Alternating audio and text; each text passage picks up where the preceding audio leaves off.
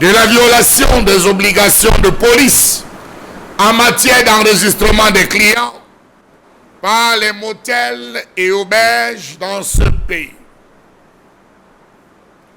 Au Cameroun, le secteur de l'hôtellerie et de la restauration fait partie de ceux dans lesquels on décompte un fort nombre d'acteurs.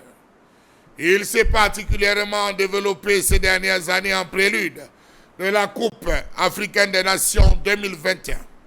On a assisté en effet à une multiplication des hôtels et des restaurants dans diverses villes du pays. Comment comprendre la situation que traverse le secteur de l'hôtellerie dans ce pays? Dans quelle catégorie se positionnent les auberges dans ce pays, partant du principe que les auberges occupent déjà une place de choix sur toute l'étendue de notre territoire et pas seulement pour les besoins d'hébergement.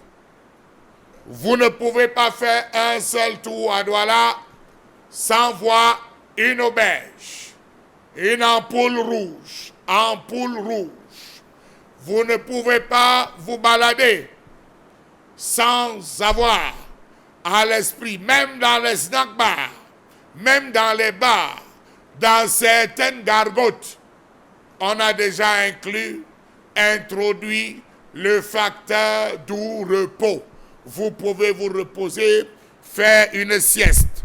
Ces coins qui pilulent partout dans nos cités sont la conséquence de deux comportements sociaux qui sont inébranlables: l'infidélité et la luxure. Comment comprendre l'inertie qui habite ce secteur avec à sa tête un ministre plus silencieux qu'une carpe?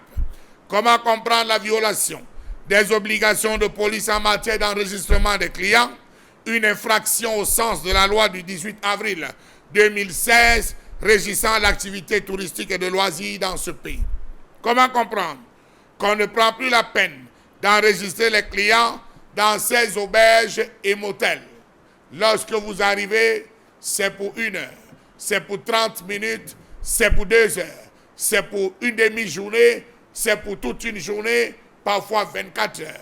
On passe du bon temps, on se repose et on s'en va. Beaucoup de motels et d'auberges ne respectent pas la réglementation en vigueur. Les gens ne sont pas identifiés. Viennent passer 2, 3, 4 nuits, voire une semaine, sans que personne ne sache qui ils sont, parce que tout y passe pour quelques heures. C'est le lieu de tous les gombos, le lieu de tous les business, le lieu de tous les trafics, auberges et motels. Ça ne se voit pas. Il n'y a pas de plaque. C'est dans les quartiers, c'est dans le snack bar, c'est dans le bar, c'est dans les restaurants. On s'assied, on consomme, on va se coucher. Le secteur étant porteur, les bars et snack bars sont entrés dans la danse. Dans presque tous les bistrots aujourd'hui, il est dorénavant possible de réserver une nuitée après une soirée bien alcoolisée. Il y a des alcôves qui ont été aménagés derrière les magasins afin de faciliter un tour de passe-passe. Même dans les endroits qu'on dit aujourd'hui sans caleçon, le sous-préfet de Douala 3 avait engagé un combat. On avait scellé, fermé, on avait entendu même au niveau des différentes instances judiciaires les tenanciers. Quelques heures après qu'il soit sorti, ça a réouvert. Il suffit de s'adresser à la serveuse pour acquérir son lopin bien aménagé. Et puis de s'y rendre pour 1 ou 2 heures avec n'importe quelle stripteaseuse. C'est encore un fait. Dans beaucoup de bars, de snack bars, les promoteurs, les propriétaires téléchargent les go, permettez-moi l'expression. Ils téléchargent les nyankouettes, permettez-moi l'expression. Ils téléchargent des prostituées qui sont comme des clientes dans le bar, dans le snack bar, pour faire tourner l'hôtel, pour faire tourner le motel, pour faire tourner l'auberge. Messieurs, vous êtes fatigués, tu veux te reposer, il y a une chambre, 2000 francs, 1500, 2500, 3500, 4500, au trop 5000. On ne déborde pas. Le secteur de l'auberge au Cameroun est davantage déviant que l'Aujan. Les ampoules rouges ou orangées sont là pour indiquer leur omniprésence dans les quartiers, dans nos coins. Et les propriétaires se frottent les mains depuis qu'ils sont entrés dans ce marché extrêmement juteux.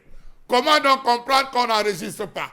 Eh bien, on n'enregistre pas tout simplement parce que ceux qui y vont, l'identité de ceux qui y vont est à préserver. On retrouve du beau monde. Inspecteurs de police, mieux, policiers, gendarmes, magistrats, juristes, tous vont se cacher. Même certaines autorités administratives vont se cacher dans ces motels. Parce qu'il faut dire, dans les hôtels, ils sont suivis, ils sont enregistrés. L'information grâce à la DST fonctionne bien. Dans ces auberges, c'est ni vu ni connu. Rappelons-nous que même le préfet des Hauts-Plateaux était décédé dans une auberge à Banjoun. Qu'allait-il faire? S'était-il enregistré? 3 points d'interrogation, 4 points de suspension à la ligne. Pourquoi n'enregistre donc-on pas des gens dans ces différentes zones? Ça ne date pas d'aujourd'hui. Plusieurs batailles ont été menées. Plusieurs guerres ont été livrées. Mais hélas, de ce côté, on ne sait pas si on doit les classifier dans la catégorie des hôtels, la catégorie de 1, 2 ou 3 étoiles, des auberges. Toujours est-il que même à Bépanda, beaucoup de domiciles ont été obligés de diviser, créant l'espace pour les filles de joie, créant l'espace pour les tours de passe-passe. Ce qui est bien, c'est que ça nourrit son homme. Ce qui est mauvais, c'est que ça abrite des bandits. Des bandits au col blanc, ça abrite des délinquants qui, parce que fuyants, viennent se retrouver. La police qui passe prélève ses 1000 francs, ses 2000 francs, ses 5000 francs. Le tour est joué. Salut, on s'amuse.